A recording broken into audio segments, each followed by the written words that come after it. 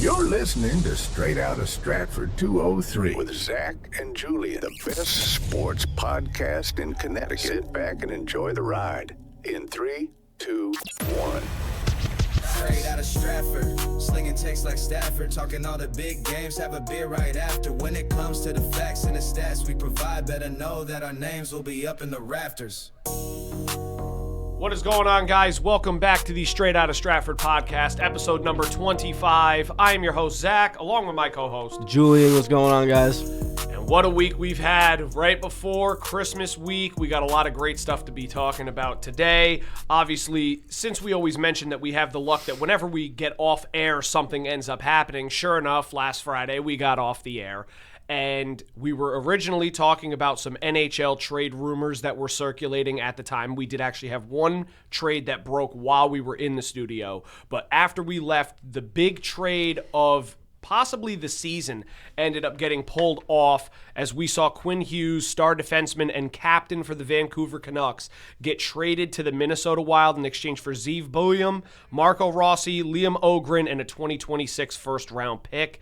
This trade was an absolute needle mover for Minnesota. Obviously, they have a very young core now that they can really focus their run around with guys like Matthew Boldy, Kirill Kaprizov, Brock Faber, and now you add Quinn Hughes to that lineup to pair along with other guys like Vladimir Tarasenko, Matt Zuccarello. They got themselves quite a squad, and they definitely capitalized on it. I think it was really evident as to why they were going to end up doing the trade, and it was just because they knew Hughes down the road probably was not going to re-sign or sign an extension long term, so he did want to end up moving to a team that could be a contender. It kind of makes sense with Vancouver being at the bottom of the Western Conference. That kind of being said, we can go a little bit into the NHL Rangers side of everything.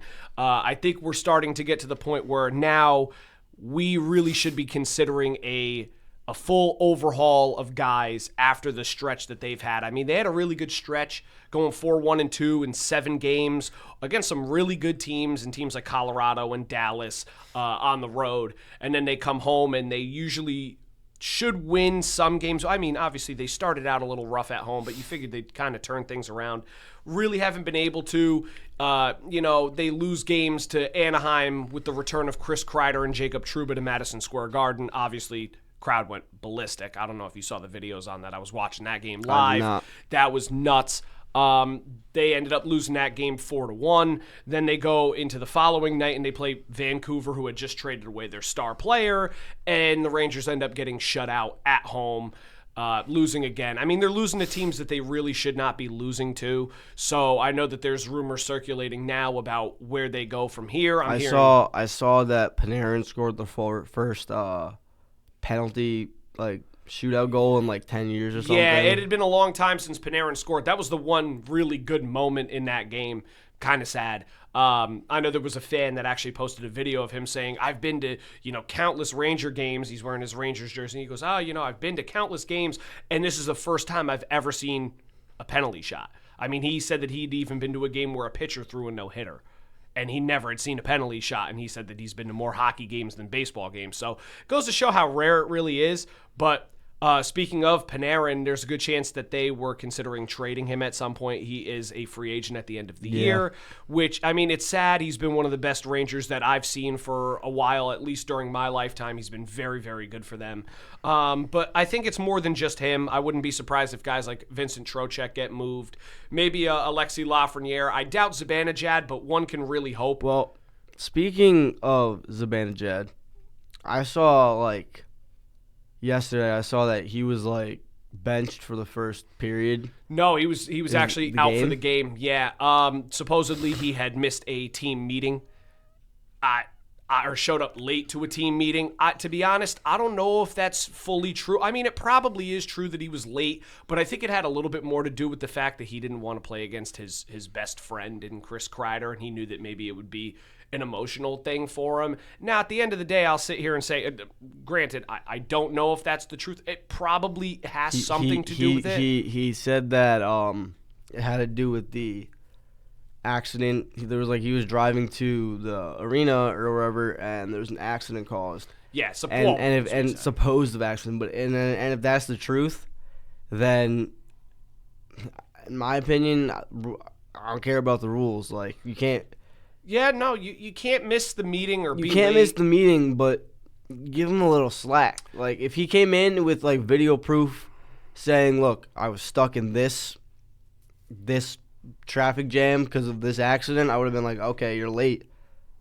Have one of them fill you in and then get ready for tomorrow's game. Yeah, no, I mean, you're right. I don't know, but I guess they hold him to a very high standard. It's understandable. I think it had more to do with the whole Kreider situation, too. I could be wrong.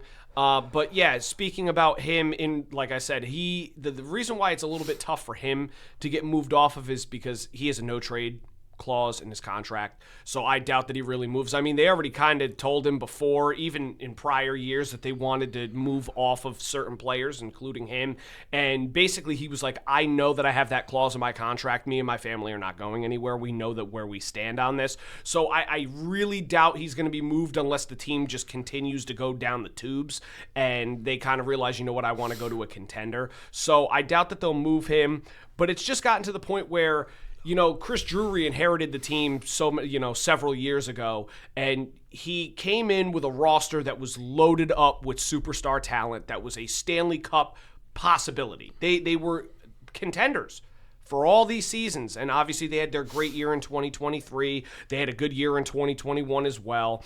I mean, they've always been a very decent team. They always find ways to either be competitive and make the playoffs, or maybe make a deep run into the playoffs and end up losing in either the Eastern Conference Finals or the quarterfinals, semifinals, anything. But to see where this team is going, it's kind of like to the point where I like a lot of the guys that we have, but it comes to a point in time where they're not going to get any younger.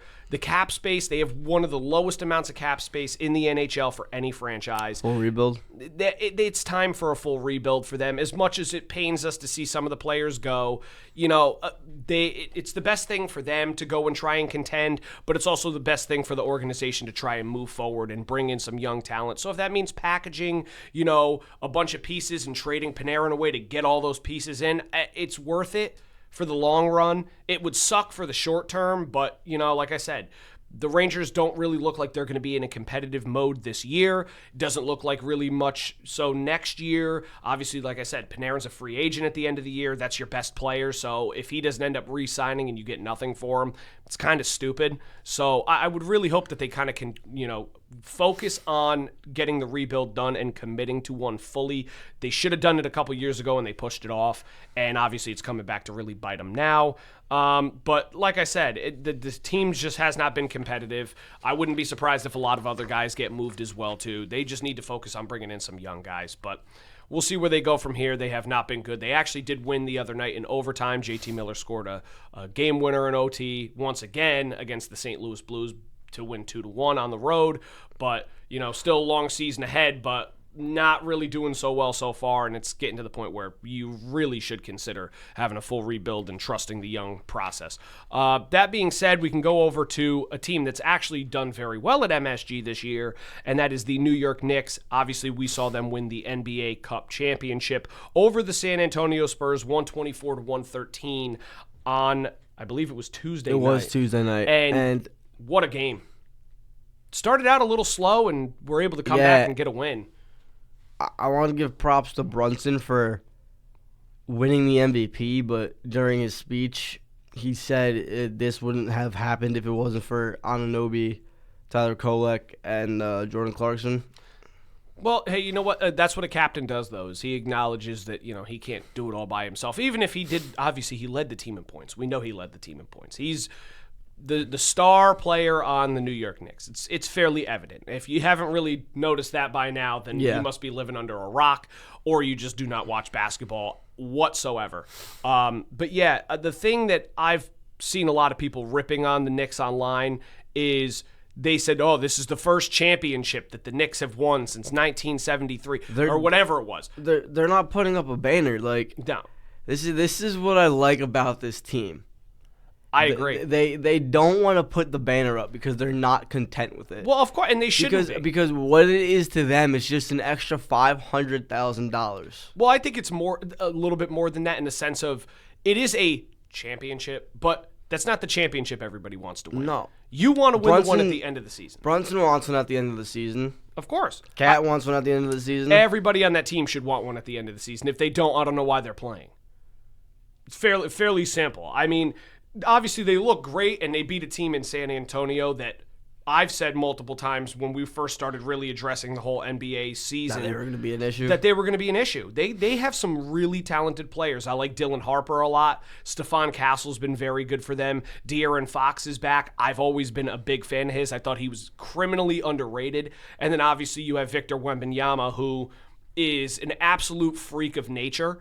So, I mean, they have a very, very good team. It's not like this is a group of bums. This is a team that they beat Oklahoma City, who's defending champs and was on a 23-game win streak or 20-something game win streak. I mean, San Antonio's legit. They're very, very good. And I think that once they kind of get going a little bit more and deeper towards the trade deadline, I wouldn't be surprised if they make a couple moves to really power themselves up. I heard that they were saying, I don't know if this is true either, but I was hearing rumors that they should go after Giannis. If they can get Giannis too, good Lord, that team is going to be terrifying. And I think that they would actually give OKC a run. Giannis at where? Small forward? Or you want to put him at center? You want to put Wemby at center? Put him at the power. Put him at the 4. And then Ward. Wemby at the 5. That's still, regardless. Imagine a starting lineup with De'Aaron Fox, Stephon Castle, Dylan Harper, Victor Wembanyama, and Giannis Antetokounmpo. No. That starting 5 is one of the best in basketball, if not the best in basketball. Obviously, the Oklahoma City Thunder will have a word with me, and so would the Knicks. But, again, that team would be very good. But at least for the sake of... I see the Knicks are checking in on, is it Jose Alvarado? Alvarado. Yeah, to be honest with you, I'm a big if it ain't broke, don't fix it kind of person. I like the team the way that it is now. I would just really go out and get more depth. I don't think they need to change their starters at all. No, but Alvarado wouldn't be a starter. He'd be off the bench anyway. He'd be a bench guy that can come in and he can play defense. But who are they going to get rid of to go get him? Would you get rid of Tyler Kolek? Would you get rid of Landry Shamet? Would you get rid of Deuce McBride? Would you get rid of Jordan Clarkson? I don't want to get rid of any of those guys. If it was somebody like Yabusele or Swele or Huck Porty or one of those guys, even though supposedly the Knicks are very high up on Huck Porty as well too, I don't know. I wouldn't want to give away Mitchell Robinson either. No. So it's really dependent on who they plan on giving away. I'd love to have him on the team, but I see they're also looking at a possible Dante reunion. That would be awesome too. That'd be cool. I was talking about that with someone the other day, saying I'd really love to have DiVincenzo back. I don't know why they let him go in the first place. I mean, obviously it worked out because we got Cat from it, but still. The thing for that is that if DiVincenzo does come back, I do think they will wind up giving up Deuce.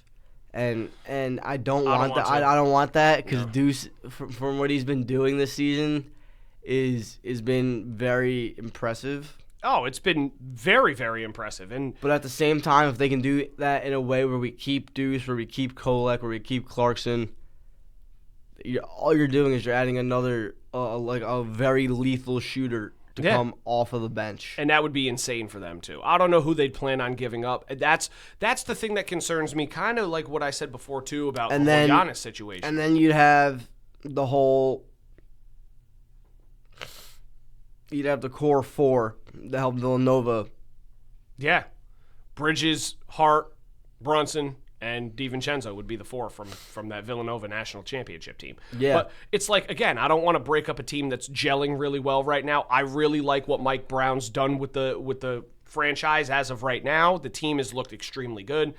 I kind of had a feeling it would happen a little bit too. I mean, he's a multiple-time Coach of the Year award winner. Sacramento. Yeah, it's not like this guy's not a good coach. And it's no shot at Thibodeau either. I've said it multiple times. I think that he was a good coach, and he helped them get to a very good spot. I don't think they would have won the cup if he was still a coach. Well, my thing is, I just don't think that you would have been able to utilize and get the best production out of each of the players that Mike Brown's gotten out of them so far. Yeah, I don't think if Tibbs was still the coach, I don't think Clarkson would have played at all. I don't even think Kolek would have played at all. Kolek wouldn't have played at all. You have guys that are playing at a level that you didn't expect them to play at. This is very true. Well, even Shamet, like I said earlier in the year, even he's been out, but he's been out. But that one game when they played against Miami and dropped 33 points. 30. 36. Or 36? Yeah, he went bananas. And that's my point is I don't know if I want to give up any of those guys to go get depth pieces. I don't even know if I'd want to give him up to get Giannis. Giannis is a great player, but it's like, how much you really going to have to give up to go get a guy like that? Is it? And then at that point, is it worth it? I don't think so. He's also aging. He's not the same Giannis he was. Like, Well, he's still a superstar. he's still a superstar, but I don't know. not everyone can be like LeBron and play till you're 42. Yeah, no, you're 100% right there. But at least going back to kind of wrap up with the Knicks, like we said, I'm kind of glad that they're not hanging the banner up. They have the right idea behind it. This is cool to win an extra $500,000 and to win like a midseason tournament. But at the end of the day, they know what their job is. At they know the end what of their the goal day, is. if they go to the end of the season and they make the finals and they win it, they can hang up this banner. I don't care. Then they could hang up that banner and the championship banner. That'd be great. But if they go to the finals and they lose, that banner shouldn't see the light of day. Yeah. Yeah, maybe they should teach the New York Rangers that as well, too. They hung up the President's Trophy championship and then proceeded to lose in the playoffs. It's kind of embarrassing. Yeah, we're regular season champs. How'd you do in the finals? You didn't even make it.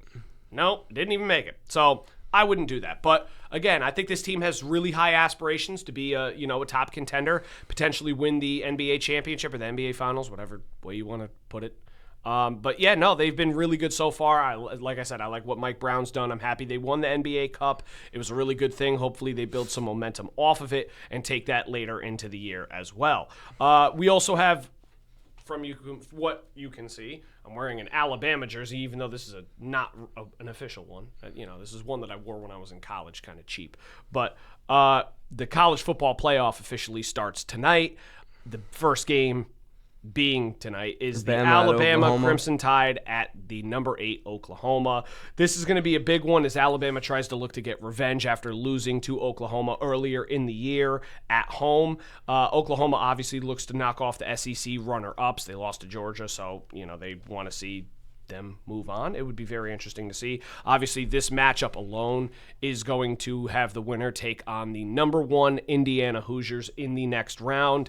I don't know who's going to win this game. I have a bad feeling, but I think that if Alabama's offensive line can just protect, and if Jam Miller supposedly is back, I think that Alabama, if they can run the ball, open up the run game, and give Ty Simpson time to throw in the pocket, they'll be okay. But Oklahoma's D-line is ranked as one of the top in the country. That's the big reason why I think they beat them the last time was just the amount of pressures that they were getting and the consistency at shutting down the run game.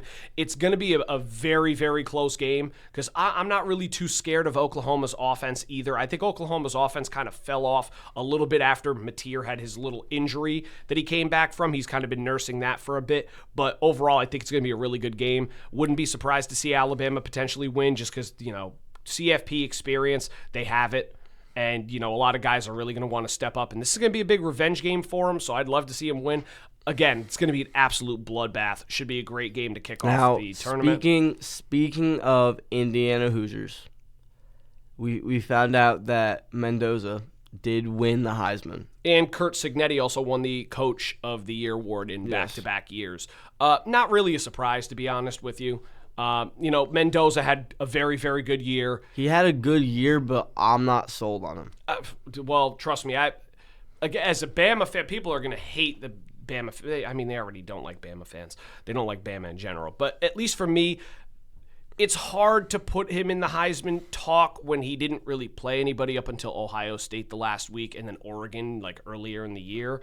But at the end of the day, the stats were there. He did perform. He executed. He did what he needed to do. And everybody was doubting him. Like even when they just lost Ohio State in the championship game, or conference championship, I was even saying, Ohio State's going to blow them out.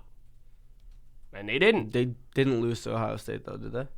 No, they beat Ohio State. Yeah. No, but that's what I meant. You said they lost. Oh, no. What I was saying is I said to myself, there's no way that Indiana beats Ohio State. Ohio State's going to whoop them. I was sitting there going, Ohio State's going to blow them out. There's no doubt about it. Indiana's overrated. They're not that good. And then Ohio State proceeded to lose to Indiana in the Big Ten championship. And I'm sitting there going, oh. Yeah, you know who didn't show up that game, really? Julian Sayin? No. He didn't play. Who? Maybe he had a few big plays, but Jeremiah Smith. Yeah. Well, I mean, he had a touchdown earlier. He had a in the touchdown, game, but then but they shut him down in the second He's half. supposed to be the best wide receiver in all of college, and he didn't even win the Biletnikoff. Did he not win the Biletnikoff? Nope. Who won the Biletnikoff? I don't know off the top of my head. Was it Lemon from USC? I think it might. Yeah, it was Lemon from USC. I would not be surprised. He was leading in almost every category: receiving yards, receptions. The only thing I think he didn't lead in was touchdowns, but it kind of makes sense. But Jeremiah Smith is still extremely good too.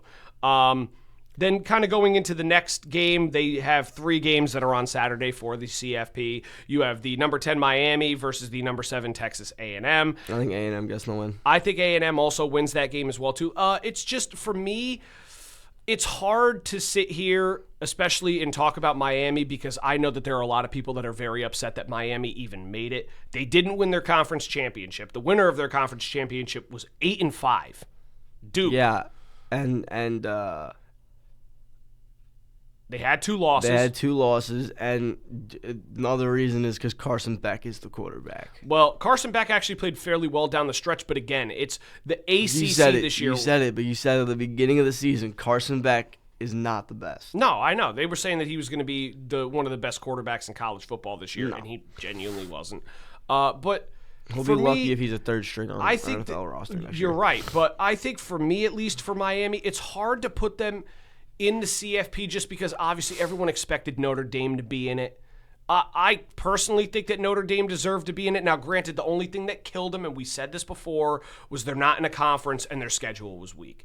But they beat the crap out of everybody that they had to beat the crap out of. Yeah, and honestly, I don't think that how they responded to that was the proper way to go about things. I thought it was very classless, to be honest with you. I agree. I don't remember if we spoke about this last week. We definitely did. But no, we brought it up for a little bit because I mentioned how they were one of the teams that got snubbed from it, and then they refused to play in the bowl games. Yeah, that's not the way to go. I saw somebody speak about this, and they brought up a great point. For them to be expecting to go into the playoffs and not making it and then saying we're not playing in the bowl games, I have no idea if they notified the players or not. And what's messed up about this is that there are families that went or didn't go to the last game that Notre Dame actually played because they figured they'd either be in the playoff or in the bowl. Because they figured it'd either be their child's senior night game would either be in a bowl game or in the playoffs. And now that they didn't make the playoffs and they said we're not playing in the bowl game, there were seniors that were robbed, there were juniors that were robbed. No, you're right. Yeah, I heard that too. And if I'm a college athlete and I know I'm playing my last game in college, I would want my family there so they can see it. Yeah, no doubt. I heard a lot of people say that as well, too, and I think you're 100% right on that. I thought, it, like I said, it was very classless, and it kind of hurts the seniors or juniors that knew that this was going to be their last game wearing the helmets and the uniforms. But kind of going back to the whole Miami-Texas A&M thing, obviously A&M's kind of looking for their bounce-back win after their last game that they played. They lost to Texas. That's a big, trying to get a big bounce-back from them. While Miami's trying to really prove why they deserved to be in the CFP and why they got their bid in the first place. Because, I mean, if they come out and they lose, there are going to be a lot of people that are like, really, why'd you put them in then? They did, especially if it's a blowout game, because nobody knows what you're going to get. But imagine you go into that game and A&M blows them out. You're going to have Notre Dame fans like, really? You put this team in and this is the way that they show up? It would kind of suck, but obviously, that's how the bidding works. And like I said, you don't want to be in a conference. It kind of hurts. So it makes sense. Then you also have number 11 Tulane playing against number 6 Ole Miss Saturday at 3:30. That should be a good game, except for me, I think even after Lane Kiffin left, I highly, highly, highly doubt that Ole Miss is going to lose that game to Tulane. I would take Ole Miss, no question about it. I like Tulane and what the program's, done this year. I just don't think that they're going to be able to hang with a team in the SEC like Ole Miss. Ole Miss has some great players, and they're still there. I mean, they have a good quarterback. Their defense is very good. Their running back room has been impressive this year. I would be very surprised if Tulane wins, but Tulane's going to really try and show off the reason why they deserve their number 11 bid and why they won their conference championship. I just don't see them winning. You know what I don't get about college? Is that right after the season, right before the playoff starts, there's a window for you to go into a transfer portal. Mm-hmm. Why won't they just move that till after this? Because obviously, when you're in the spring, right, you can decide that you want to transfer to another school as well. But let's say if you're not happy with where you are, but you can contribute to your team getting them a national title, right? And all of a sudden, your best player on defense is yeah, you know what? I'm not staying for the playoffs. Well, that's the thing is I think it has a lot to do with the coaches as well, because that's when the coaching carousel goes on. So, if a guy got recruited by a coach and that coach ends up taking another job somewhere else, there's no guarantee that guy's going to hold that position going into future games. Maybe the new coach comes in and goes, to be honest with you, I don't think that you're better than this person, so I'm going to start them. And it's kind of all right, well, if you're not going to play me and you don't think that I'm the starter here, I'm going to go and join my coach over there, or I'm going to join another coach that does. I understand that aspect of it, but let's say for whatever reason, let's say Jeremiah Smith wasn't happy going into the playoffs this year because of the production. He didn't get what he wanted. And he was like, yeah, you know what? Yeah, good luck without me. You see, that would make no sense. I see it. Trust me, I'm not. It's almost like they're hitting kind of like a free agent. Because nowadays, I'm not going to lie, transfer portal is, I could be wrong, but where can I get the most NIL money? So they kind of enter a free agency period before the college football playoffs. And I think that if you want to, you go to a school and commit to play football, you should at least play the entire season out. It's kind of like how I said a few weeks ago with Lane Kiffin going to LSU. Why wouldn't they let him coach throughout the playoffs? See, that's the thing is no one's really sure. I don't know if it was an organizational thing. I don't know, but the same thing with the transfer portal. You look at all the professional sports. There's not one professional sport that has in season. I just want to leave unless you come to an agreement with the team, and there's a mutual agreement to let the player go. Well, I also think that they do that too for college. It may just be portrayed in a different light, but I'm not really too sure why they allow it to go that way either.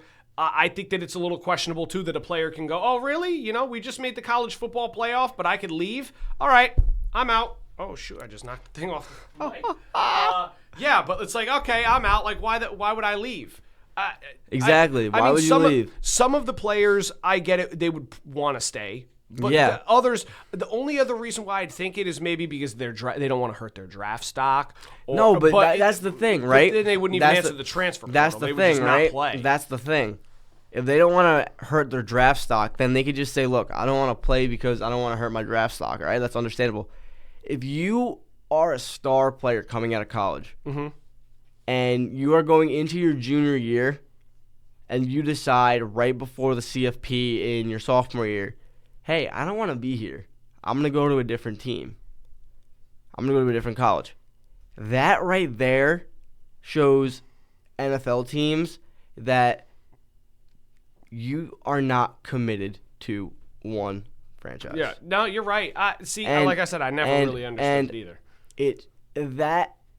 You may think that you're bettering your draft stock by going to maybe switching from Ohio State to Alabama or Alabama to LSU or whatever, right? Mm-hmm. I understand if you're a wide receiver and you don't like where you are and you want to go to LSU because of their statistical great wide, or Ohio State because statistically they've pumped out great.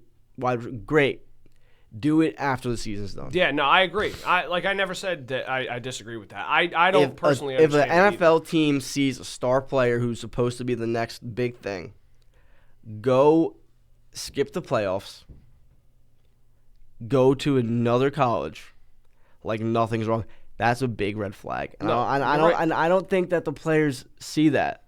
I don't think they do either. And nowadays, I was just about to say that. That's all it is. Back then, it used to be, I need to get to the NFL so I can help my family financially. Yeah. Nowadays, I'm just gonna go to college, get some NIL money. If I make the NFL, that's just a plus one. Yeah, no, you're right. You're right. And I think that it's a little strange that they do it the way they do. But obviously, they may work on it. It may just be a little loophole thing or something that they needed to kind of iron out first. I forgot where I watched that, but it was a professional athlete that was talking to a college athlete. And he was saying, so what's your goal? He goes, yeah, I'm just going to play college football. I have NIL money, and then after college, I'm going to go be a lawyer. And then he was asked, you don't want to go play in the NFL? He goes, no, if I can make enough NIL money to take care of my mom for the rest of her life, I can just go be a lawyer. Yeah. No doubt. And like I said, I get it. For some people, you do you. Like, that's smart. Mm-hmm. But if that's the mentality of kids growing up in today's day and age, it's not a good look. It's not a good look. It's not a good look at all. Then we also have the final game, which we'll kind of go into, which is James Madison versus Oregon. Again, number 12 versus number 5. I think Oregon wins this game. I just think that they're the more talented team. Now, again, James Madison has had a very impressive season as well this year, but they're going to try and make a Cinderella run here. It would be a great story to see them win. I just don't think that they're going to go to Oregon and beat Oregon. I don't see it. Especially with, like, in the NFL, it's normal to see lower seeds win in some scenarios. In college, the upsets happen. I get it. The playoffs, I just don't see it right now. I think that with the skew of how good certain conferences are opposed to others, I just don't think JMU will be able to really hold their own against a team like Oregon, where Oregon, now granted, they've had their moments of struggling a little bit too, but I just don't see them losing that game. I like James Madison a lot. I love their uniforms. I was talking about that with somebody too. Love the organization, their success level this year, the story behind them finally making the playoff. I just don't know if they're going to be able to go in and execute against a team like Oregon as well. This is a team that, made it to the CFP last year. They're definitely looking to make it a little bit further. Winner of that game takes on Texas Tech. I think that Texas Tech is going to be a tough team to beat anyway, too. But if anybody has a chance to beat them, it's Oregon, not JMU. But again, should be a very interesting college football playoff. Exciting part of the year, obviously, now that we're getting towards the NFL end of the regular season there, as well as the CFP. It's a good time of year for football. But well, before we talk about baseball, two things we don't really speak about. First off, last Saturday we saw a wrestling legend fight his last match in John Cena. Yes, sir. And you can't see me, never back down, never give up. And I don't know if this was his decision or if this was What did you just say? What? Never give in, never back up, or never give up. You mean it's you're right. That is sort of his thing, but it's hustle, loyalty, and respect. Well, yeah, kind of, sort of. But what I meant was, like, throughout my entire life, he's pushed out, never give up, don't back down, never give out. And I don't know if this was his idea or if it was Triple H's idea, but they made him tap out. Hold on. For all of those people out there that don't know and have not talked to me in person, I am a huge WWE guy as well, too. I don't really watch it as much as I used to, but my knowledge runs fairly deep. I will bet every dollar in my bank account that John Cena was the one that made that decision he wanted to tap out. And the reason why I say this is very obvious. John Cena, throughout the later stages of his career, constantly went on talk shows. He was the face of WWE for so many years. So he was on television everywhere, and people were asking him, how much longer do you have in the WWE? How much longer do you think you could take it? Because there's a lot of them that go for a fairly long time. And he had said multiple times that as he started to get older, his main purpose of being in the WWE was to put over new talent, which means that he would be willing to take a loss and hinder his career a little bit because he's already proven everything that needs to be proven. I know. It was his decision. No, I know I know it might have been his decision, but it's not if this was like a up and coming guy and then he wanted to, okay, yeah, that's understandable, but something that doesn't sit right for me, because I used to watch WWE when I was younger. I don't really watch it as much anymore, and my knowledge might not be as big as yours. I know Cena was all about putting others before him. Yes. But Gunther or whatever, he also took out Goldberg.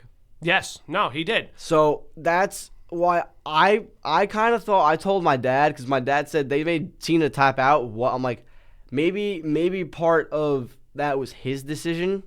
It was because I didn't watch it live, but I kind of I rewatched it last night. I rewatched it as well too with my dad last night, and he goes, I think that's like kind of BS. I'm like, I think it might have been his decision because he kind of hinted toward that. It was. But at the same time, I'm sitting there like, all right, what's the coincidence that Gunther made Goldberg tap out on his last match and Cena tap out on his last match? Well, now that's the only reason why I don't think that it could have been Cena's decision, because I know what he's been promoting. I agree, but it also is a little bit of Triple H's decision. I'm going to sit here and say that Triple H probably came to him first and said, listen, we want you to win your last match and go out on top. And Cena probably looked at him and was like, no, I want to lose. And I guarantee you Triple H probably agreed with him at some point and was like, you know what, that's a good idea, you should.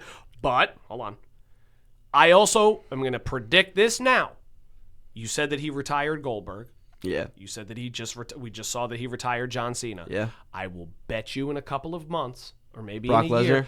bingo, he's going to retire Brock Lesnar. The reason why they picked him to do it, the guy that defeated the most unstoppable force in WWE in Goldberg for all those years, and then to come out and beat the greatest of all time and retire him, to then go out and take out the former NFL player, the former UFC heavyweight champion, and one of the scariest freaking men on the face of the earth at points in his life, probably still. I forgot Brock Lesnar fought in the UFC. He was a heavyweight champion. I'm telling you right now, you watch. Gunther is going to do it. He's going to end up retiring Brock Lesnar probably at SummerSlam next year, because Brock Lesnar's already kind of been done too. I mean, especially with all of the big conflicts that have gone behind the scenes there with him and Vince McMahon. I know he's gotten a lot of, bad talk over the past couple of months to ever since Vince kind of left. He's been a little bit in the background, but now kind of pushed more to the forefront, and he's not really on television that much anymore. That is going to be the next one, I guarantee you. And it's the only reason why they do it is because if he can beat all of those guys, he becomes one of the most put over talents in the business. And especially after beating Cena, he is probably going to be one of the most hated people in the business. And that's one thing I will always say about WWE that is very, very smart of them. They know that the people that the fans hate are always going to watch to see them lose. So if you have a heel champion or a heel like that in the industry, that dude is going to get booed out the stadium every single time. But you know what? You're going to have tons of people tuning in to watch him lose. That's the whole point of it. And it's brilliant. It is. Now, here's where I think that you're not wrong about Cena making the decision on his own. I think it could have went like this. I think Triple H could have went up to John and said, "Hey, I know this is your last match. You might want to. I don't know how you're thinking, but you might want to go out on top with a win. But I am writing it up as you going out with a loss." And I think John didn't argue with him. I don't know if it was 100% his idea to tap out, but I don't think John denied the idea. Oh no! Like I said, I'm not sure who it definitely was. Both I don't know. I don't know who came up with it. I don't know who came. I guarantee you both. I don't think together. John gave him a problem. No, but that's my as thing. To where if Brock Lesnar had the same conversation with Triple H, Brock Lesnar would have been like, "No." Yeah. He goes, I'm not losing. But that's the thing, is at least and then watch him lose, and then watch him lose at SummerSlam. It's probably a little bit of both of them, like I said before. But I guarantee I feel like Lesnar would give more of a fight with Triple H, being I'm not gonna go out, do this whole heel turn and lose like John did. Well, the other thing is Brock Lesnar's known for doing that as well too, is coming in and squashing new talent, where it's just like he buries them. It's always that way. John was never a big fan of that. You could see it in the way that he was very humble and always in the way that he acted. He didn't want to come in and, take away from what the product is. And now, again, like I'm saying, I'm not saying that Triple H just solely came up with the idea or that John Cena came up with the idea. I think both of them probably sat down and kind of realized that this is the way to go. I wouldn't be surprised if John Cena may have not proposed it but agreed with it and said, you know what, you're right, this is what I'd want. But Brock Lesnar, again, he would be the guy to come in and beat Gunther, and the whole reason why he'd do that is because Brock Lesnar has squashed talent ever since he's been in the business. Yeah. Whenever he comes in, he don't care if it's the most popular person in the company. When he touches foot in that ring, he is the main attraction. And that's another thing. I don't know how close him and Cena are, Lesnar, but I have a feeling that he would just go out there and he would beat the ever-living crap out of Gunther, and then post-fight, he would say something like, I don't know if he would throw shade at Cena or he would be like, this is for Triple H for making Cena lose or something like that. Nah, he wouldn't. I don't know if something like that would come up. But another thing that I do want to bring up is that there is a fight tonight that you can watch on Netflix. Oh. And no, that ain't no fight. No, Zach, listen to me. It's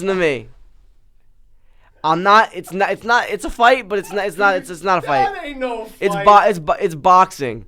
But the only reason I'm going to watch it is because Jake Paul is going to get his ass kicked. Listen, you know what? Here's what I'm going to say, okay? This is the reason why I took the headphones off and I'm laughing, and I said it's not a fight. This fight is going to go one of two ways. Jake Paul's going to get slumped. Either A, Jake Paul's going to get absolutely murdered because he couldn't pay Anthony Joshua enough money to actually take a punch. Or B, Jake Paul's going to win by decision, and it's going to be because he gave Anthony Joshua a bag of money to lose. It's BS. Yeah. I'm not watching that crap at all. I watched every single one of those other fights saying, I hope he loses. No, because it's bullshit. Well, the Tyson one was bullshit. I agree. But hold on. Anthony Joshua is a former heavyweight champion. He is. I'm not saying Tyson wasn't a former champion, but Tyson's also old. You're right. Anthony Johnson is 36. Joshua. Or Anthony. I know what you meant, Anthony Joshua is 36. I hope. I don't know if Paul went to him with a clause saying he can't get knocked out. I think he did do that, and Joshua told him, "I'm not signing." He better not. But that's why I won't watch. This is what Jake Paul doesn't understand, is that he can't just buy a win and call the hell he can. Well, no, but this is what he has to learn. He can't buy himself a win and then claim that he's a professional boxer. I know I agreed, but I'm telling you right now, he's nuts. I am looking forward to watching Jake Paul get his ass kicked. Yeah, I know. Listen, I hope he does too, but guess what? There's also another fight on here. I will not. Very good. Oh, my hair got stuck. Anderson Silva is also boxing Tyron Woodley. That should be. I think that would be better. I think that would be better than the Jake Paul fight. That is a fight. That's what I'm talking about. That's something I want to watch. But I'll tell you right now, I will watch that. I am not, and I promise you, I am not. Wasn't Anderson Silva in the UFC? Yes, he was. He was fantastic. He's a Hall of Famer in the UFC.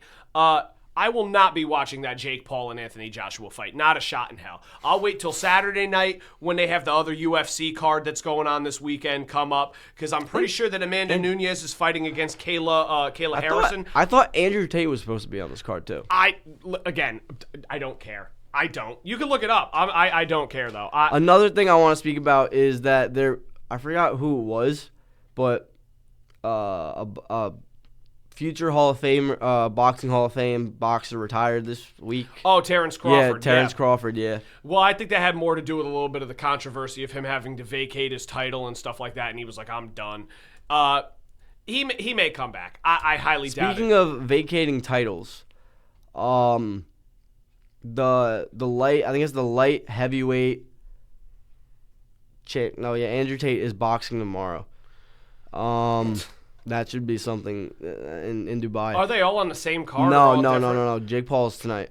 Well, no, I know Jake Paul's tonight, but he's okay. So Andrew Tate's fighting Chase Demore. Nah, I'm all right.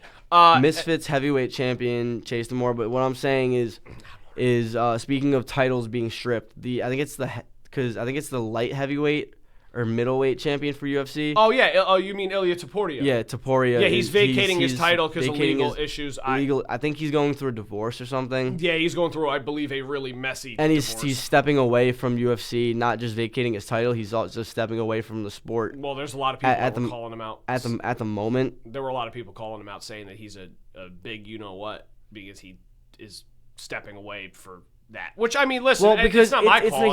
He's not stepping away because he doesn't want to fight, because he does.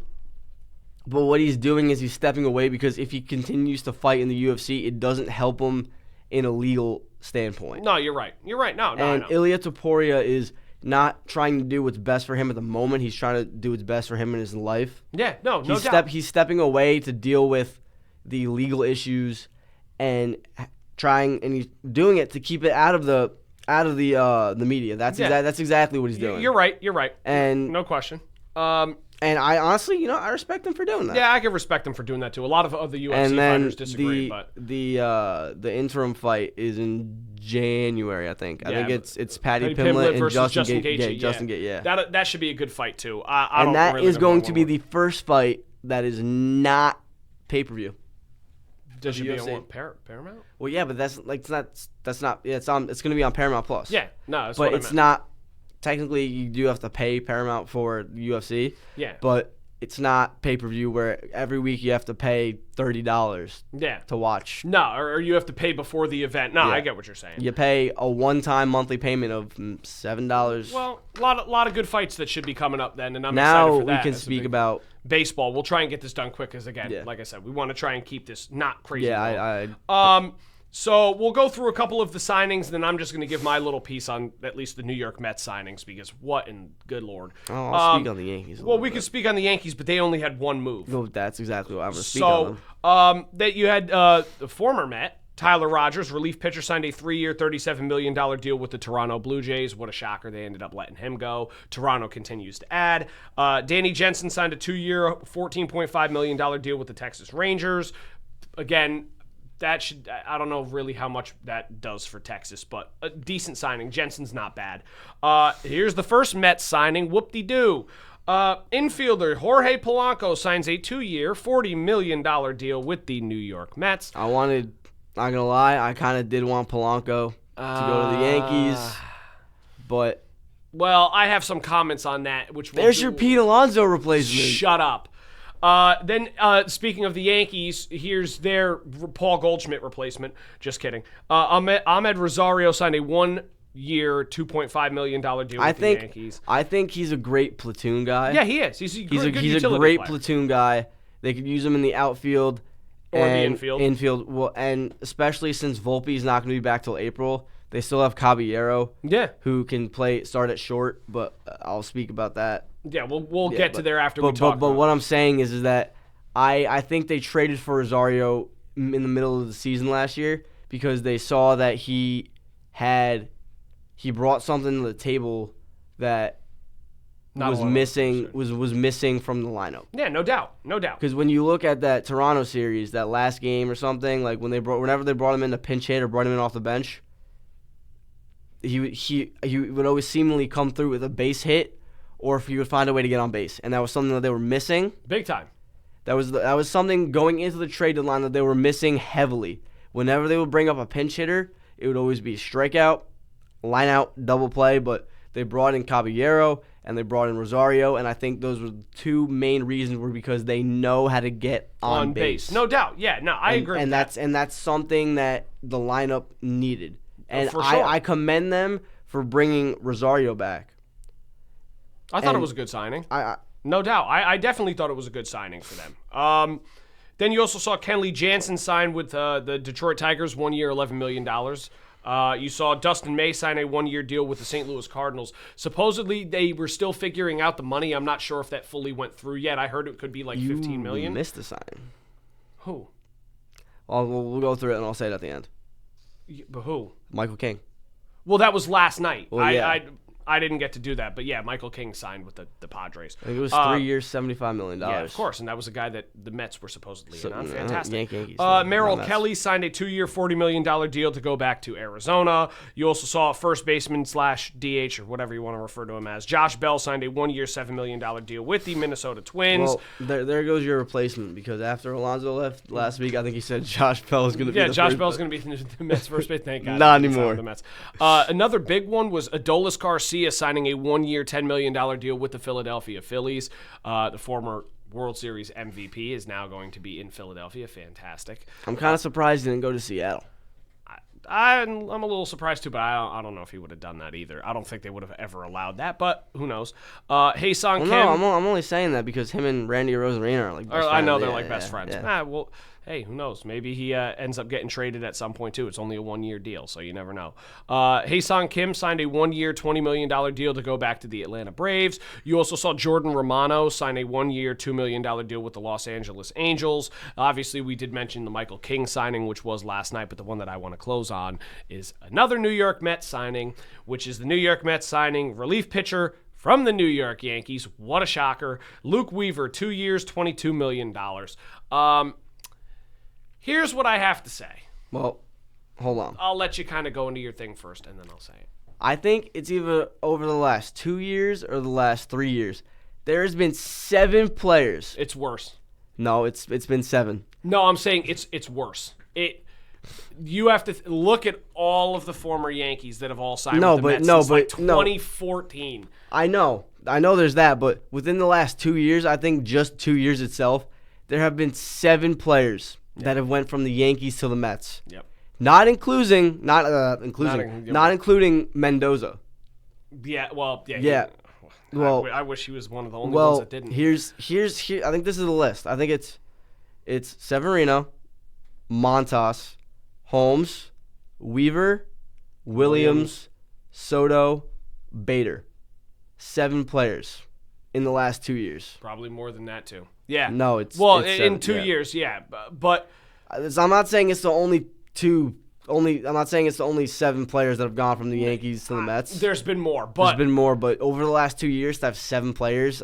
Here's my thought on the whole thing. This is kind of where I was heading with it a little bit. I applaud Stearns in the sense of he's trying to commit to building a bullpen. That's one thing that the Mets did struggle with last year. I will give him props here, is that at least with the bullpen, he's going out and signing guys that I think are at least better than what they had last year. I mean, Weaver had some moments in the year prior. He did struggle with a hamstring injury last year, which sidelined him for a bit. And then he came back and had problems with his mechanics, and that kind of led to pitch tipping. So he did struggle. That's the one thing I'm going to say is that with Luke Weaver coming back last year from the hamstring injury, I think he came back way too early. I agree. I thought that he was kind of rushed back a little bit too. I don't know if it was him that decided to rush back into it or if it was the team, but he came back and he didn't look like Luke Weaver and he didn't look like the guy that they wanted. Yeah, and I think that that's going to be something that ultimately led him to struggling throughout the rest of the season and in the playoffs. No doubt. And I genuinely think that it could be a good move.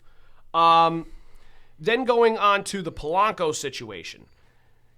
This is the guy that you want to replace Pete Alonso.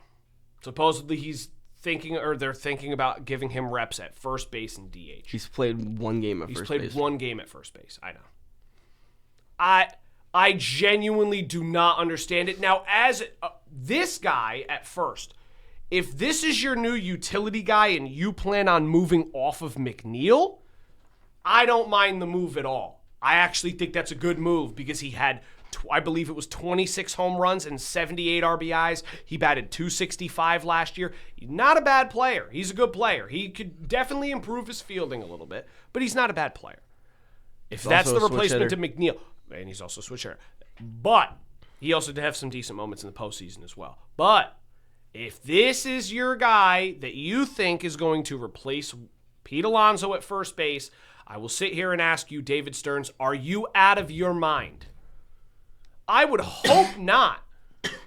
I was hearing that they said that they may give Jeff McNeil opportunities at first base. And I'll tell you right now, that better not happen. If I see that man even wearing a jersey before the season starts, I'm going to have a problem. Because I've wanted that guy out for the last couple years. I've been saying over the past few weeks, just join the evil empire. Like I said, the consideration's not out the window. But yeah, here's the way that I'll kind of finish this off before we kind of get into the whole football situation, unless we want to go back to the Yankees, which, I mean, you touched on them a decent amount. I want to speak about them for like maybe 2-3 minutes. Okay, because you got to. Yeah. All right.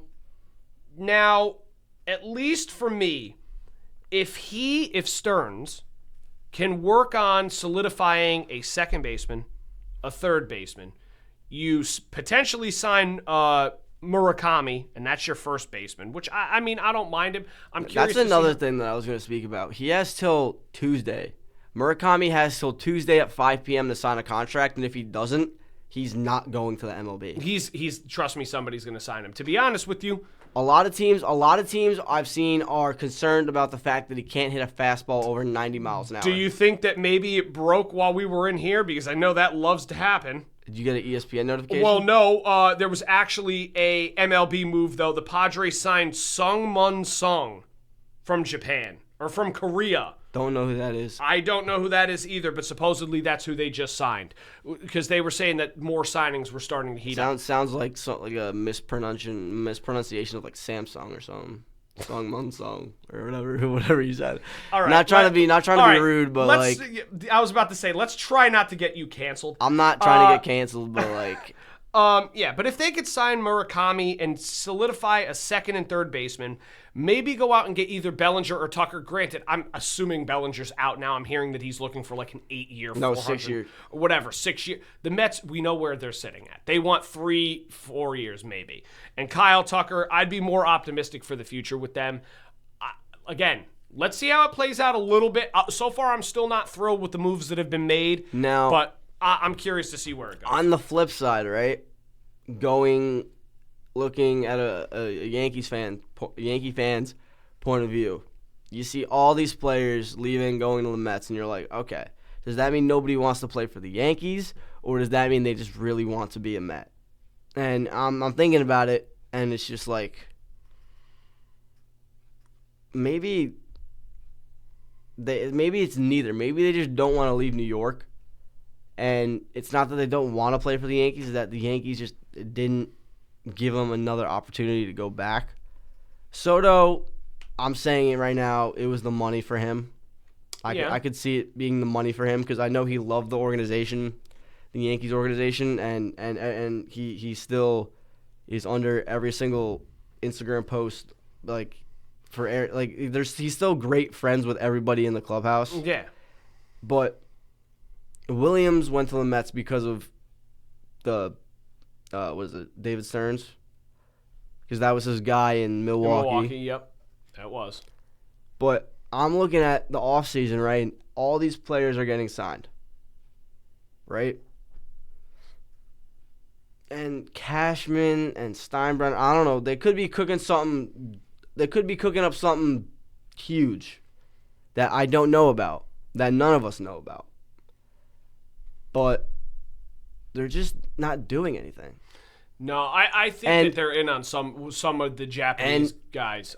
And what makes no sense is that they've already came out and said, Boone has come out and said that Rodon and Cole will not be ready to start the season. Volpe will not be ready to start the season, which I don't care about. I don't care. Caballero will be starting at shortstop while he's not there. I don't care that Volpe won't be ready to start the season. I could care less. What happened to him anyway? He labrum. Oh, okay. And they let him play on it. Oh, that was brilliant. Yeah, I think they said he partially tore, completely tore his labrum. And, well, he couldn't be much worse. And anyway. The only thing they gave him was cortisone shots. He couldn't have been much worse with or without it. But what I'm saying is that you have a starting rotation right now, of Fried, Heel, Schlittler, Warren, and Schmidt. That's your rotation right now. I mean, you have two guys in there who I would trust. maybe 3 with Heel. Maybe. When Cole and Rodon come back, yeah, you might have the nastiest rotation in the league, and that says something because the Dodgers are the freaking Avengers, you know? But They are. And then you also only have 5 bullpen arms in your bullpen. You're not doing anything to sign any bullpen arms. Nope. I was at work last Saturday, and I saw a Jeff Passan tweet about the Yankees, and I'm like, oh, they got Bellinger. They got Tucker. No, it was Rosario. I'm not bashing the signing. I love the signing, but for that to be your most notable acquisition in the offseason so far. That was pretty. The one thing I will say is that the free agency market this year has been moving very slow. It has been. It's been a lot slower as to where last year at this time, Soto was already on the Mets. Fried was already on the Yankees. The Yankees had already gotten Bellinger. There were pieces that were already moved. And this year it's moving slowly, and that's why I'm not losing optimism. It's just that I believe that maybe most of the free agents are their agents are pretty greedy.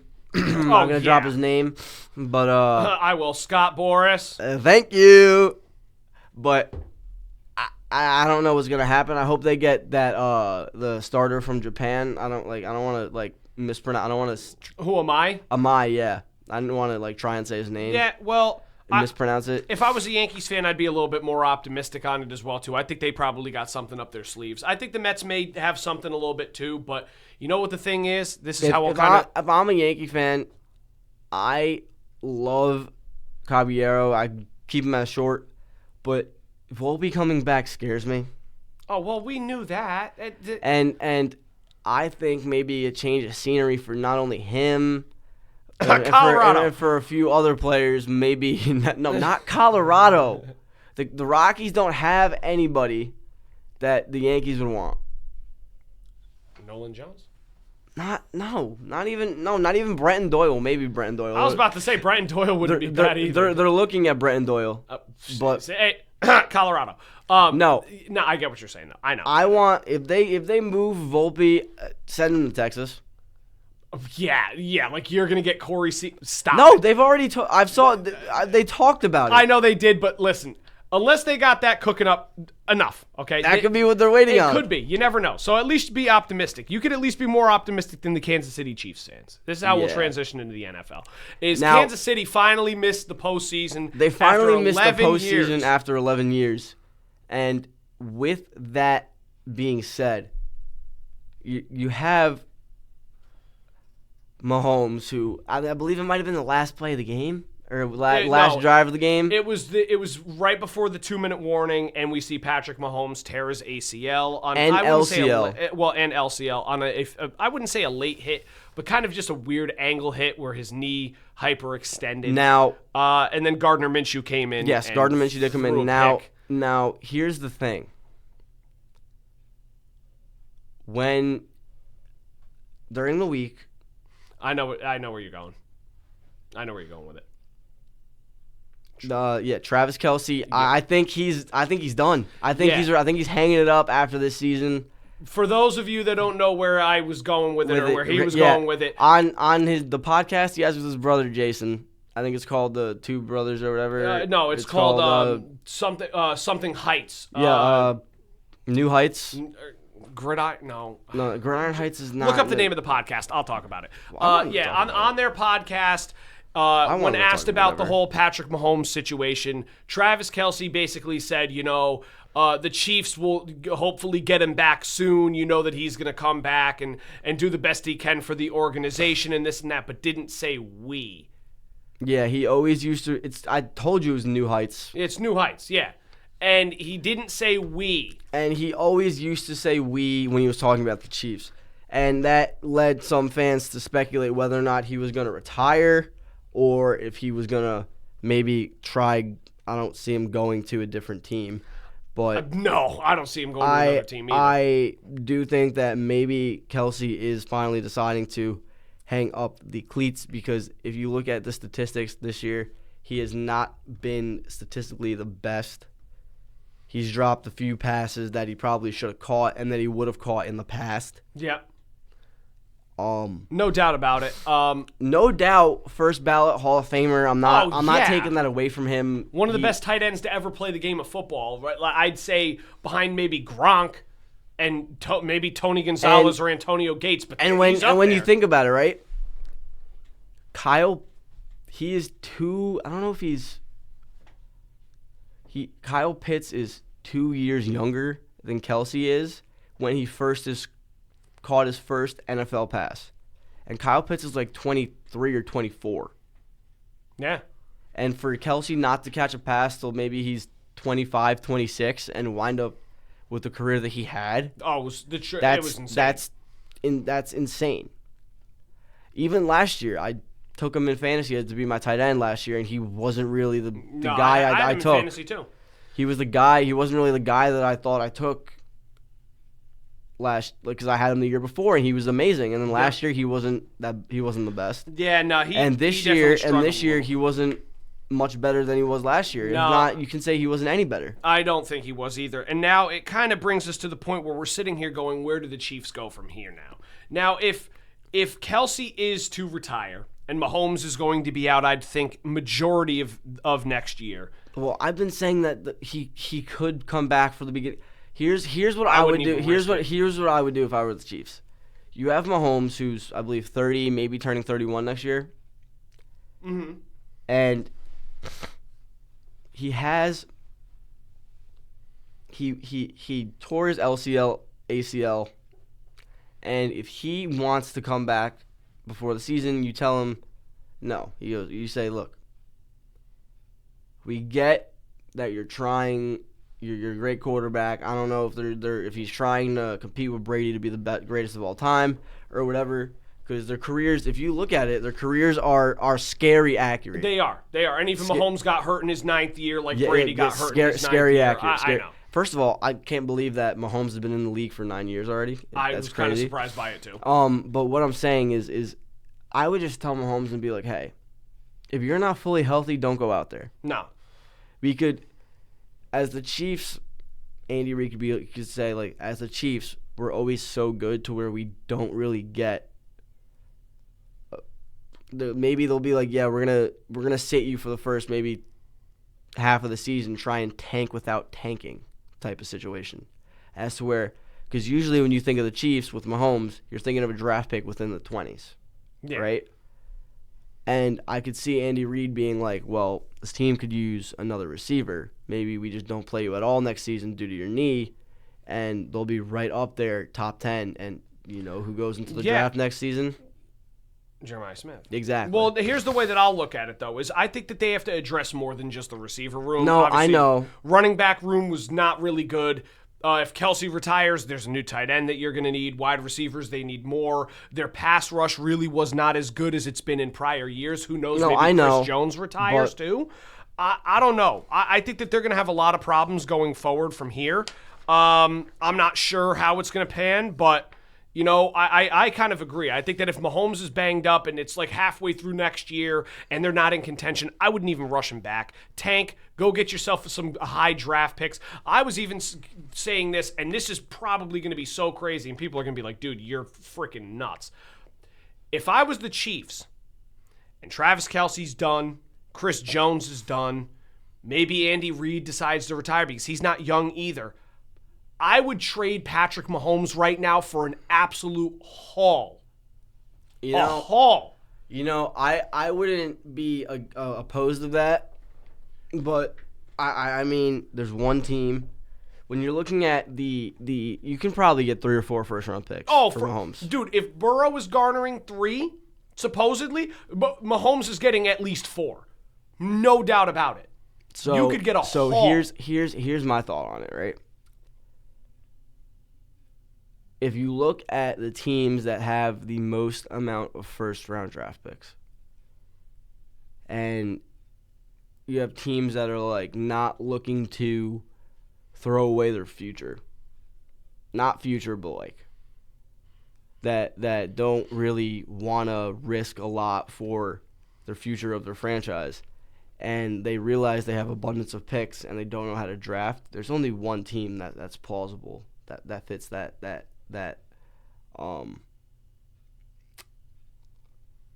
that category, and it's the New York Jets. Oh, That's the one. See, okay. That's the one team that I think that if Mahomes does get moved, that would probably be where Breece Hall and 3 first-round picks for Mahomes. Like I said, now I'm not saying that it's going to happen. That would be my look into it. I would definitely consider it. I think if they trade Breece Hall, they would have to get a first-round pick back in return because if they franchise tag him and they do wind up trading him, they have to receive a first-round draft pick. But I think that they technically should move off. So I don't know if it would be Breece Hall, 3 firsts, and a pick swap. It would probably be something like that. Yeah, regardless, like I said, I didn't say it's going to happen, but if I was the Chiefs and I'm going through a full rebuild and they need to think of something, especially if Reed decides, you know what, I'm done, because he's old, it's possible, then I would consider it, especially with Mahomes out for the whole year, it's possible. Speaking of another injury, though, that we did see, kind of moving on, was not just one ACL, but then you have Micah Parsons tearing his ACL against the Broncos and their loss. Now, what I'm going to say, right, is Ryan Clark came out and said that the only reason Micah Parsons tore his ACL is because Bo Nix is a white quarterback. Excuse me? Listen, this is. I'm not trying to sound racist here, but like, what are you saying? If he was a black quarterback, you wouldn't have had to do all that. You know what? It's a bunch of nonsense. I think he said it's because the white quarterbacks they like to maneuver out of the pocket a little bit or whatever. Look at Lamar Jackson. Look at Tyrod. I think that's stupid. Anybody bringing race into the situation is stupid. Micah Parsons tried to go after Bo Nix, took a slip, and hurt his knee. It has nothing to do with what color he is, whether he was left-handed or right-handed, whether he was circumcised or not circumcised. The guy, I'm dead serious. I hope Ryan Clark sees this. I hope he does too. That was the stupidest comment. But again, not surprised coming from an idiot. He's very, very dumb. He said some really smart things in his past, and he said some really stupid things. This is up there with one of the stupid I things. remember, I think he said something about how he would somebody said, oh, you wouldn't be able to your career wouldn't have been as long if you played in today's league. And he goes, I was one of the hardest hitting safeties in the league when I was in the league, blah, blah, blah, blah. And then I remember I saw a story the other day saying that he had a conversation with Mike Tomlin, said, if you were my kid, I never would have let you play football in the first place. Yeah, he's embarrassing, bro. It's embarrassing. At least with the Micah Parsons situation, I know obviously they ended up losing that game to Denver. It also puts them in jeopardy to potentially lose their division. Not only lose their division, but miss the playoffs. Not even miss. No, they're gonna make the playoffs. Hey, they have games against the Bears coming up again. They have to play the Lions, I believe. They can potentially lose a couple of games. No, the Packers will be in the playoffs. I think that they will be too. The question is, will they have their players? They're not going to have Parsons, obviously. No kidding. But there's 2 question marks right now that if they don't have them for the playoffs, they're not making a run. Josh Jacobs and Christian Watson. Yes. Not only if they don't have both of them, like if they have Josh Jacobs, okay, yeah. Maybe there's a shot. They can make do with the wide receiver room that they have. To be honest with you, sorry to cut you off, I think that regardless of if they even play, losing Micah Parsons does hurt them a little bit. No, I'm not saying... I don't think that they were due for a big run anyway. I'm not saying that losing Micah Parsons doesn't hurt them. Yeah. I'm saying that if you're losing Micah Parsons, who's arguably one of the best players on your defense or the best defensive player in the league, aside from Myles Garrett, right? You can't lose pieces on offense that equal to this that would affect you the same amount. That, like, losing Micah Parsons on defense is equivalent to them losing both Christian Watson and Josh Jacobs on offense. Yeah, no, you're right. I just don't think that the Packers end up really making a big run anyway. I think losing any of them kind of hurts. We could technically talk about a little bit of the Joe Burrow thing, which we kind of did when we were bringing up the whole Mahomes situation. So I think that Burrow would have been another one that potentially could get traded, especially after he made his comments that was like, if I want to keep doing this, I want to have fun doing it. I've been through a lot, and if it's not fun, what am I doing it for? to be honest with you, there are a lot of teams that they've been rumoring about where he could potentially go if he is traded. Steelers. I heard the Steelers. I've heard the Jets. I've heard the Vikings. Rams. I've heard the Raiders. I think that the Rams are a dark horse on it, just depending on what happens, because I'm actually going to bring this up. Usually we don't talk about the Thursday games, but obviously being a Rams fan, I'm going to have to bring it up. But we'll bring this up, then we'll go into the Rams game, and then we'll go into our picks. Also, I think I kind of want to, when we speak about the Thursday game, I want to get your opinion on what Puka said. Oh, okay. Yeah, well, yeah, that's Yeah, kind of why I was going to say we could kind of replace that with what we were going to talk about in a sense. I think that it may be a little bit of a reach that Joe Burrow's saying he wants to get traded. I think that there's a better chance that he could retire from injury rather than get traded. Not saying that it's not on the table, but I think that it was kind of a false flag a little bit. I don't really necessarily know if Joe Burrow's going to get traded. I doubt the Bengals would want to move off of him. Here's the thing, right? Joe Burrow is arguably one of the best quarterbacks in the league. Oh, no, he is a top 5 quarterback in football. Instead of getting him the protection he needs on the offensive line, you signed 2 receivers, taking up your entire cap space. Yeah, no, I don't understand. I get it, right? Jamar Chase was a definite, you got to re-sign him. Joe Burrow played with him in college. Joe Burrow signed an extension. He wants Jamar here. T. Higgins was a reach. T. Higgins, you franchise tag him. He doesn't want to sign the franchise tag until you give him an extension. You had teams calling for trades for him. New England, Pittsburgh. I don't know what other teams I think were. Washington probably called. Washington probably called. San Francisco probably called. Oh, thank God. Maybe LA even called. I wouldn't be surprised if they maybe did. And you have all those teams calling after you franchise tag him because they're gonna have to give up a first round pick if you're gonna give them T. Higgins. Yeah. And Cincinnati was like, no, we'll just sign him for 4 years or 5 years and give him $200 million. Yeah, you could have spent that money building up the O-line so Joe Burrow wouldn't get hurt. Well, it's besides the point of him getting hurt, too. I mean, yes, he is the most sacked quarterback in football. I get. They also don't have anybody on defense. You exactly. saw they handled the whole Trey Hendrickson situation. The defense is a whole nother thing.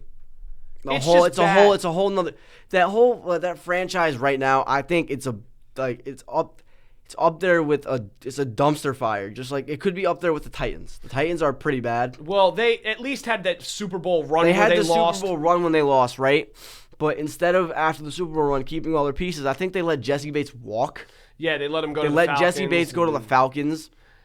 They let that whole entire team fall apart instead of keeping the pieces, the core pieces that got that team to the Super Bowl and building upon it. And then just paid Jamar and T. Higgins. Yeah, it was very, very And now poorly handled. now Joe Burrow is saying he might retire. Yeah, it's not a good look. I don't know what teams end up trading for him, but it should be interesting to see what happens. I think that it's more likely that he does get traded now, especially that the fact that they're eliminated from the playoffs. You know, You didn't even mention them, but Indianapolis could probably make a phone call. I can see Indianapolis. I also said the Atlanta Falcons too, depending on how they feel about Michael Penix with his knee injury, because it's this is the third time. You know, a team that could probably be calling for the quarterback right about now. Who? Miami Potentially could too, yeah. I think that there's a lot of teams that could call. I just gave a few, but now we'll kind of go into the unfortunate stuff from last night and, the past week or so. And that was the LA Rams playing the Seattle Seahawks last night. Before we talk about this is real where quick, we'll go into it, is hold the on. whole...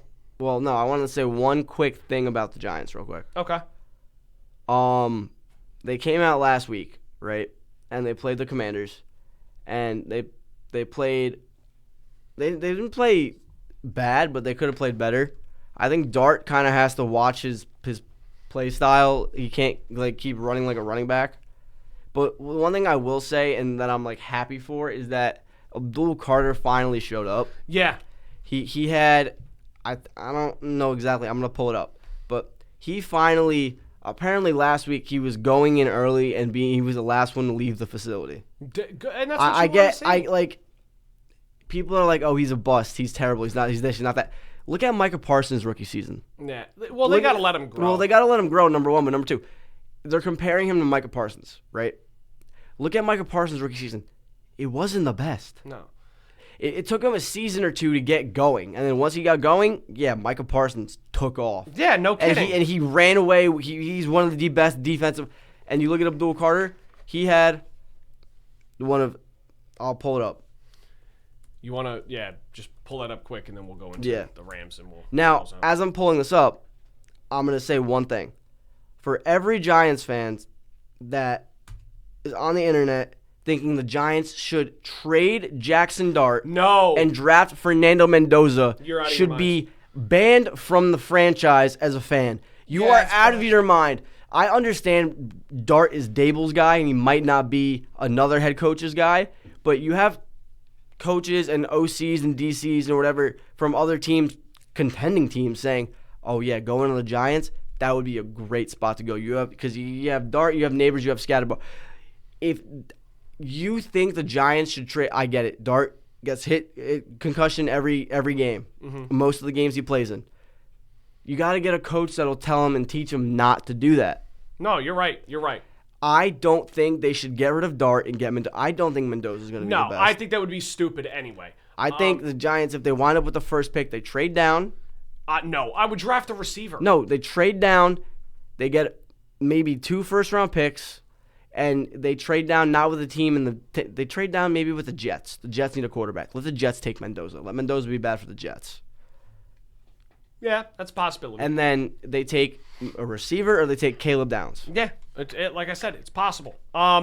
Kind of go into the Rams stuff now. So we saw the Rams lose an absolute thriller last night. I have the stats right here. Just pull up Abdul Carter stuff first. Just so we Abdul Carter had 7 tackles, 5 solo tackles, 3 TFLs, 1 sack, 2 forced fumbles, and a fumble recovery. Yeah. And I will say this, in real time, it didn't look like he got touched when he was coming up from the fumble. And that might have been the most exciting play I've seen all season from the Giants defense. Yeah.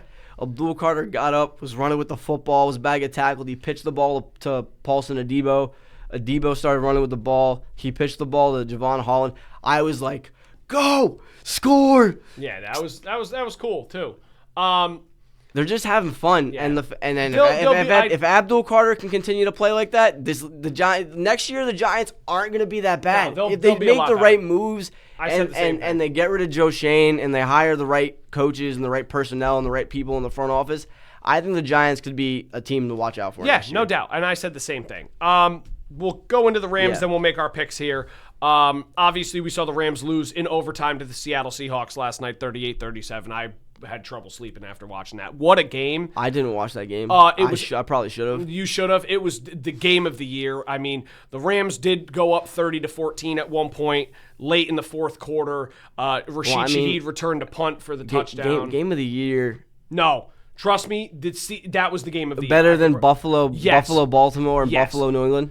Look at everybody's reactions online. Those are the 2 best teams in the NFL, without a question. Matthew Stafford had an absolute showing. He threw for over 400 yards. Or I think he had like 450-something yards and 3 touchdowns. He went absolutely bananas. And then the guy that you were talking about, Puka Nacua, had quite the interesting week. His brother getting arrested for stealing a Lakers player. Allegedly getting arrested. Allegedly getting arrested for stealing a Lakers player's car. And then you have him streaming with Aiden Ross and Neon and supposedly doing something that many viewed as anti-Semitic. Not a great look. I genuinely don't think that he knew any better. Don't forget, he is a 23-year-old kid.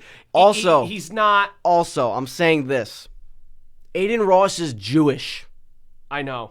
Well, he's also not a big fan of the whole Israel stuff. Let's not get too political. I'm not getting political, but no, I know. Regardless, let's kind of stray away from it.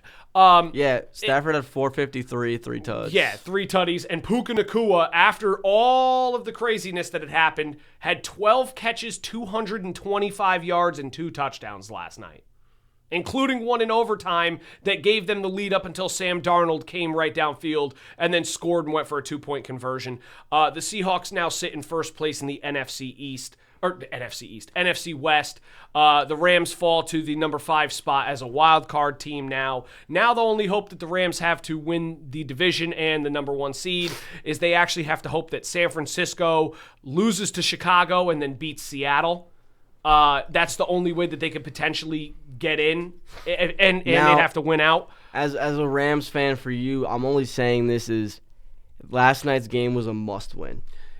Well, it was, but it wasn't. They're already in the playoffs. They're already in the playoffs, but what I meant by a must-win was that obviously the Rams are one of the best teams in the NFL. Yes, their no doubt. offense, their firepower, whatever.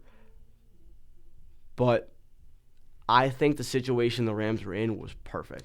It was. If they won last night, they would have probably guaranteed the number 1 seed, and they would have had the perfect amount of time for Devontae Adams to rest his hamstring and come back. Yeah, no, you're right. And they would have given him an extra week instead of maybe them trying to force him to play in the wild card game. On top of the fact that they would have had the first round bye. Exactly. And home field advantage. They would have had home field advantage, which means that they don't have to go to Chicago or Philadelphia during the winter months when it could be cold or snowing and have to play a snow game.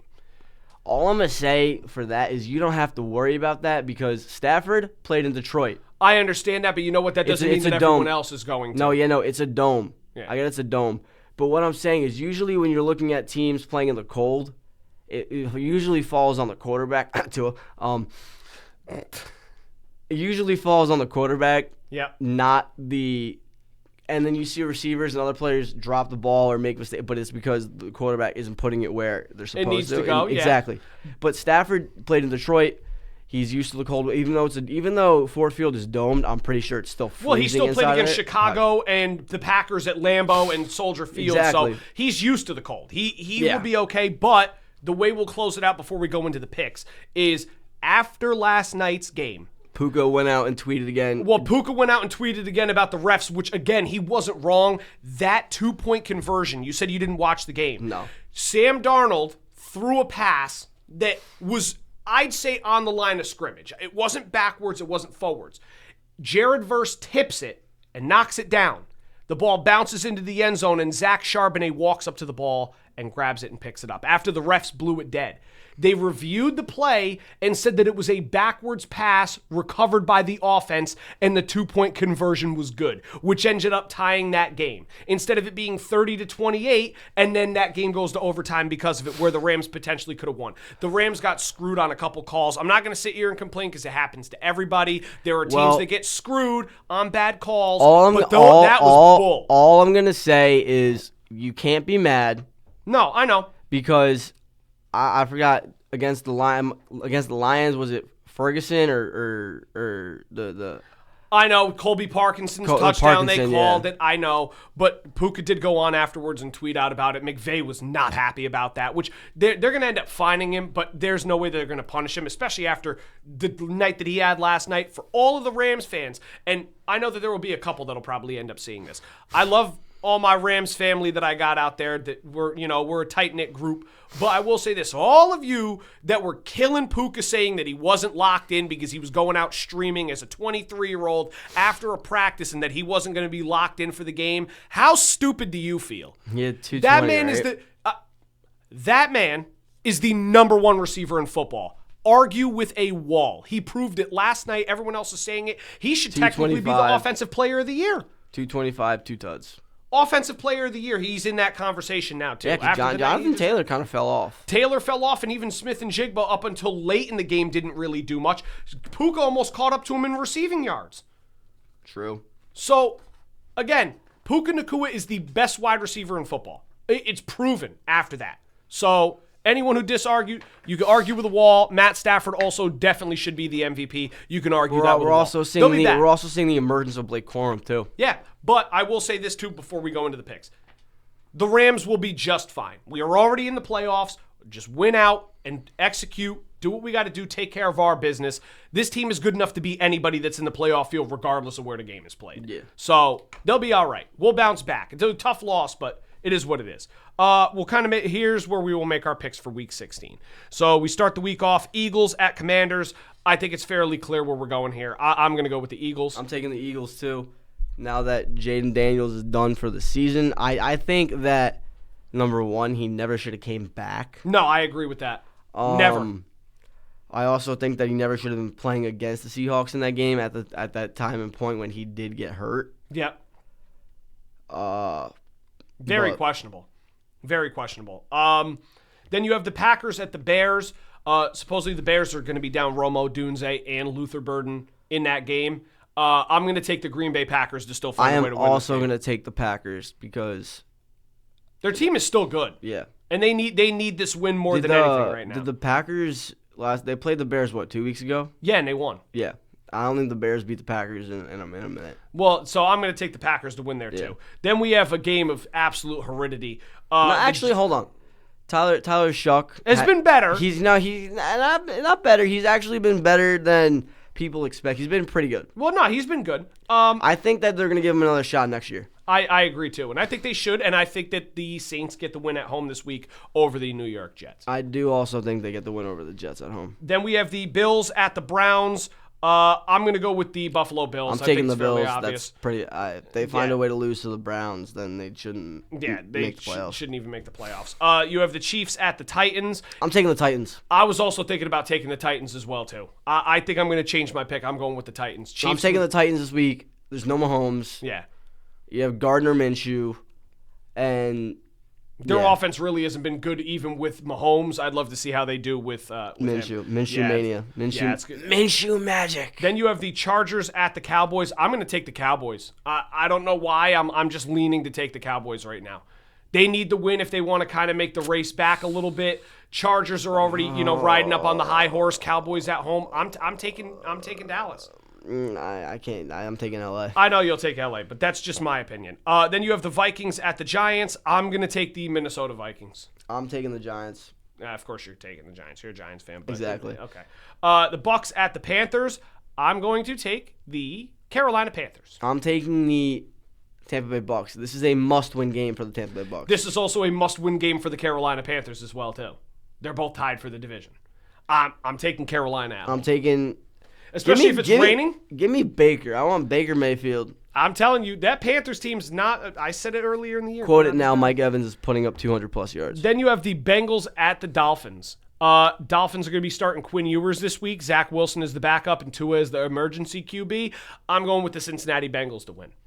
I don't think that Quinn Ewers is going to play that well in his first game. Not only don't I think he's going to play that well in his first game, I just don't think the Dolphins DBs are like that great. No, it's gonna be a whole hell of a lot of Jamar, just run past them. Yep, nope, you're right. So who are you taking? Bengals? Bengals. Okay. Jaguars at Broncos. I'm gonna take the Broncos to win again. I'm taking Denver too. They've impressed me. They're starting to turn my opinion a little bit more. They've been good. Speaking of Jags, they just extended Jacoby Myers too. I know that was a good signing. I liked when they traded for him too. I thought it was a solid move. So definitely not a bad idea.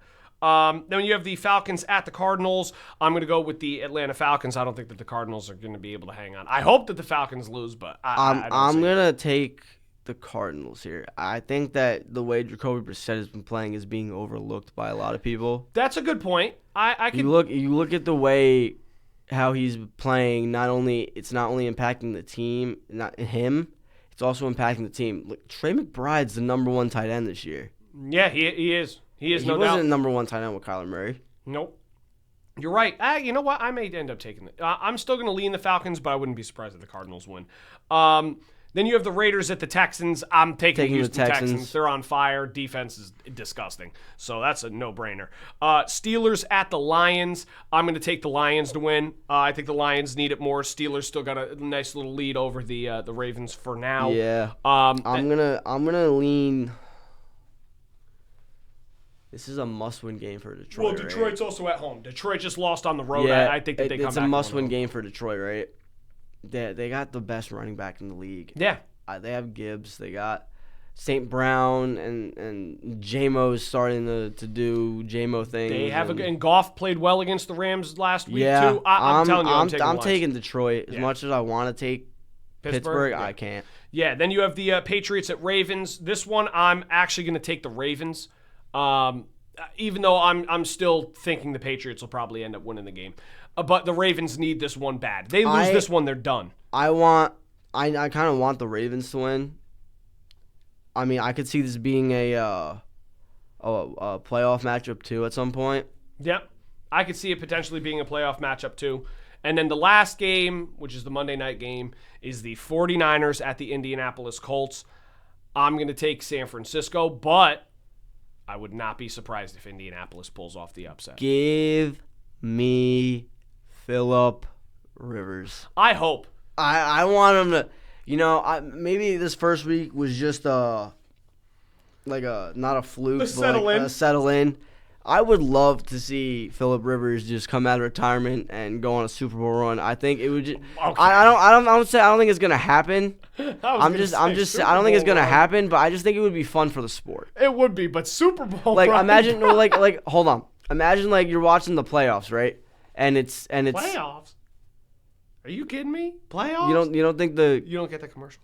Oh yeah. Or the video? Yeah. Playoffs? Are you kidding me? Playoffs? Imagine watching the playoffs and you're seeing Aaron Rodgers versus Phillip Rivers. Steelers Colts, and you're talking to a guy that just woke up from a coma. Yeah.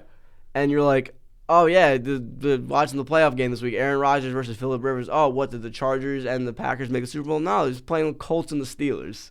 That would be yeah. That's brutal. I feel like that would kind of be nostalgic for some people, It would be like watching football 10 years ago. Ugh.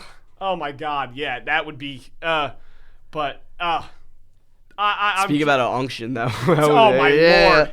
Oh my Lord. The battle of the senior home.